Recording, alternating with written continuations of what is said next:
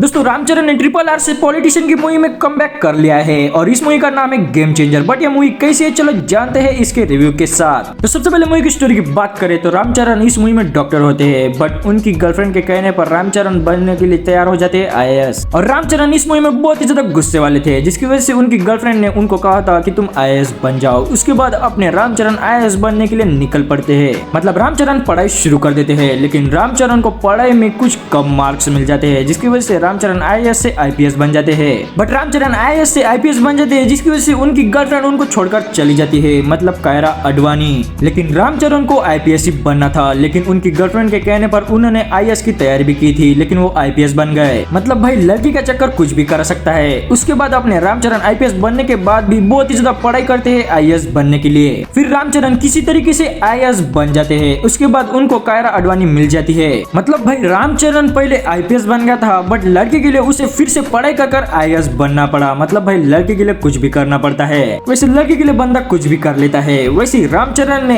IPS से IAS कर लिया। तो रामचरण जैसे ही IAS बन जाते हैं, उनका मुकाबला सीधे पॉलिटिशियन से हो जाता है, मतलब सीधा CM से। और ये CM बहुत ही ज्यादा करप्ट था, जिसकी वजह से ये CM हॉस्पिटलाइज हो गया था। तो इस CM के 2 बेटे होते हैं और दोनों बेटे में से एक बॉब नाम का बेटा होता है, जो बहुत ही ज्यादा खतरनाक होता है। और बॉब CM की सीट के लिए बहुत ही ज्यादा पागल था। मतलब अगर उसको CM की सीट मिल गई तो वो बहुत ही ज्यादा करप्शन फैलाने वाला था। तो CM का अभी लास्ट 1 साल बचा था, जिसकी वजह से CM कहते हैं कि इस लास्ट 1 साल में मैं अच्छी तरीके से इलेक्शन लड़ूंगा, मतलब एकदम ईमानदारी से। लेकिन उनका बेटा बहुत ही ज्यादा खतरनाक होता है बॉब। और बॉब CM की सीट के लिए इतना ज्यादा पागल हो जाता है कि वो अपने बाप को ही मार देता है। और इस इंसिडेंट की वजह से IAS राम पर बहुत ही ज्यादा प्रेशर आ जाता है। और IAS राम नहीं चाहता था कि बॉब पॉलिटिशियन में आए, मतलब वो CM बने। अगर एक बार बॉब CM बन गया तो बहुत सालों तक नहीं हटेगा और ये पूरा करप्शन फैला देगा पॉलिटिशियंस में। मतलब बॉब बहुत ही ज्यादा करप्शन में घुस चुका था उसकी बाप की तरह। बट स्टोरी में बहुत ही खतरनाक वाला ट्विस्ट आता है, क्योंकि जो अपना पुराना वाला CM था वो एक वीडियो फुटेज छोड़ता है, जिसमें वो CM बताता है कि मेरा बेटा नहीं बनेगा CM बनेगा तो सिर्फ रामचरण IAS। फिर हमें रामचरण के पिता की कहानी बताई जाती है, जो अपने टाइम में बहुत ही अच्छे इंसान थे और गाँव में बहुत ही ज्यादा मदद करते थे गाँव वालों की। फिर गाँव वाले रामचरण के पिता से कहते हैं कि वो पॉलिटिशियन में एक पार्टी बनाएंगे, जिससे उनका गाँव का भी भला होगा और उस स्टेट का भी भला होगा।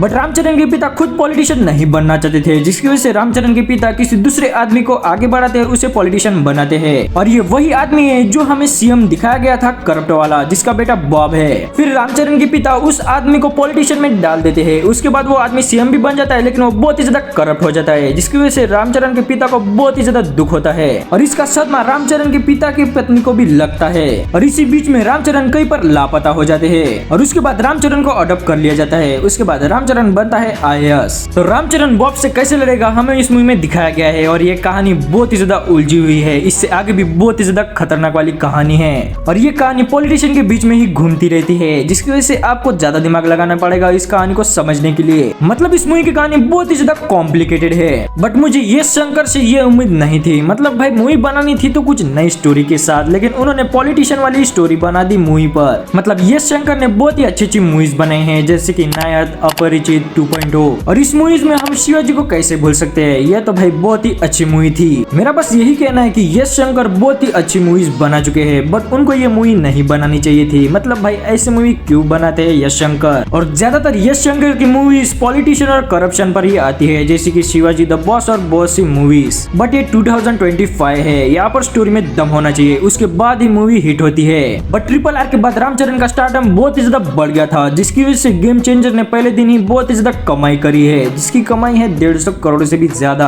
और मुझे गेम चेंजर मूवी की स्टोरी बिल्कुल भी पसंद नहीं आई है। इससे अच्छा तो मैं फतेह देख लूं, उसकी स्टोरी बहुत ही ज्यादा अच्छी है। बट रामचरण के फैंडम की वजह से फतेह ज्यादा नहीं चल पा रही, बट फिर भी फतेह अच्छा कलेक्शन कर रही है। और मेरे हिसाब से तो फतेह देखनी चाहिए रामचरण के गेम चेंजर के हिसाब से, क्योंकि गेम चेंजर की स्टोरी में दम बिल्कुल भी नहीं है। फतेह की स्टोरी में दम है और बहुत ही अच्छा एक्शन भी है। तो यश शंकर की मूवीज मैं भी पसंद करता हूँ, बट 2025 के हिसाब से उन्हें अच्छी स्टोरी लिखनी चाहिए थी। मतलब कुछ अलग आइडिया पर इस मूवी को बनाना चाहिए था, बट ये घिसी पिटी मूवी बनाकर उन्होंने क्या ही हासिल कर लिया। मेरा मतलब है कि पैसा तो मिल जाएगा, लेकिन रेपुटेशन भाई ज्यादा नहीं रहती। और इस मूवी में कायरा अडवाणी ने भी ज्यादा कुछ अच्छी एक्टिंग नहीं की है। और भाई कायरा अडवाणी की ख्वाहिश तो भाई बहुत ही ज्यादा बड़ी होती है इस मूवी में। मतलब IPS बनने के बाद भी IAS बनना पड़ता है रामचरण को कायरा अडवाणी की वजह से। हर बार औरत की वजह से आदमी ही पीस जाता है। और ये स्टोरी बहुत ही ज्यादा रिलेटेबल है। बट मेरे हिसाब से गेम चेंजर की जगह पर आप फतेह देख लो। फतेह देखने पर आपको मजा तो आएगा ही, लेकिन गेम चेंजर में वो मजा नहीं। तो मिलते हैं अगली वीडियो में, देखते रहना दी अविनाश।